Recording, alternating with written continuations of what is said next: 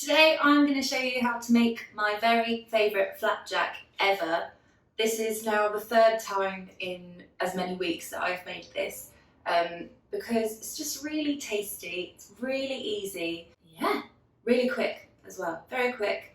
There are no downsides to this flapjack unless you have a nut allergy, and that would be a big downside. Flapjack is something that I have tried in many different ways. These ones have got peanut butter, coconut and dates in. First thing you need to do is preheat your oven to 170 degrees Celsius and 175 grams of unsalted butter in a pan, and then just put that on a middling heat to melt down.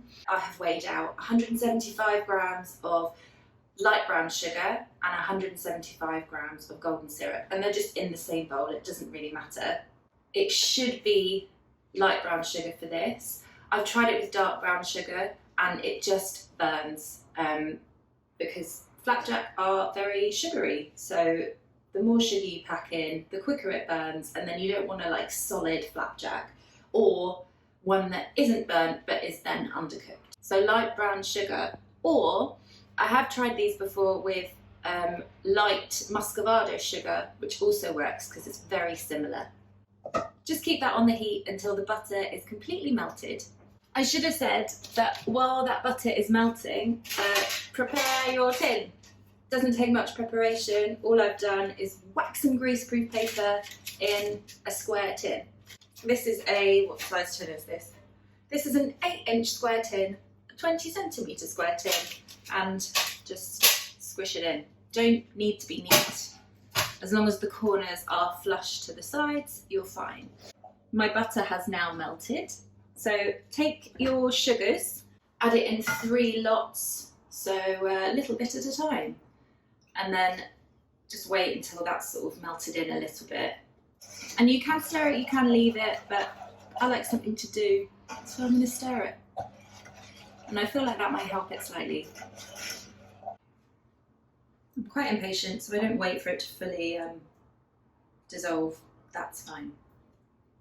Also, if you wanted to make these vegan, just swap the butter for a dairy-free alternative. But maybe add slightly less, so I'd go with 150 grams, just because the non-dairy alternatives of butter have quite a high water content, and so this can come out quite watery, so just pare it back a little bit. And then the last bit of sugar. What you're looking for is for everything to start bubbling up. You know when the sugar has fully dissolved into the butter, when you don't have this layer of butter melted along the top. At the moment they're quite separated out, so we just want them to bubble over together for about 20 seconds, and then we know that the sugar is fully incorporated, and then you're not going to get greasy flapjacks. While you're waiting for that, get yourself a little bit of peanut butter. We're just going to use this is a new pot, it's very exciting. 1 tablespoon of peanut butter. Starting to bubble up. Just let that happen for a bit. So I've got my peanut butter on the side. I've also weighed out 50 grams of desiccated coconut and 85 grams of chopped dates. You can add more dates if you like. I just only had 85 grams left, but that's usually the amount that I would put in. I don't normally measure. This is, you can see, this is better. So this is happening. That's a good sign. So what I'm going to do now is turn the heat off and just move it over here and go in very quickly with your tablespoon of peanut butter, and we're just going to let that melt in as well, and just stir until that's all melted in. You'll see it change colour and just become a bit lighter. And if you want it to be a bit quicker, just pop it back. My hob is still hot because I've got an electric hob, so just pop it back on. Okay, and then go in with your coconut and your dates, and then weigh out 325 grams of porridge oats, and then carefully, bung them into.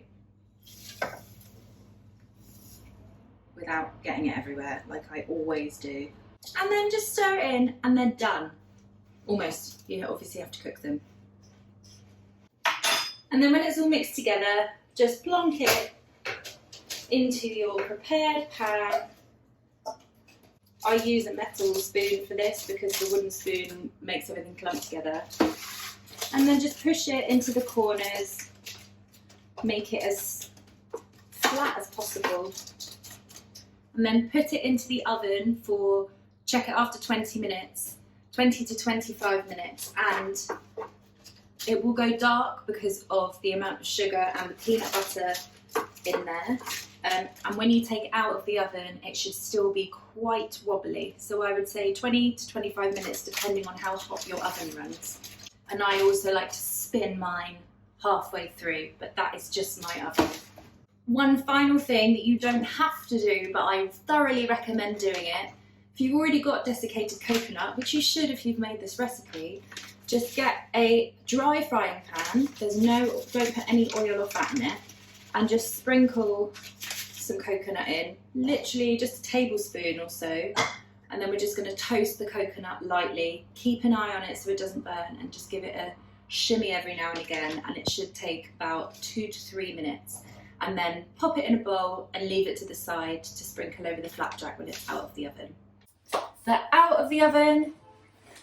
They were quite wobbly when they came out. That's perfectly normal. When the sugar solidifies, then they will get harder, but you don't want to get it to the point that they feel quite solid when they come out of the oven, because it means that they're burnt.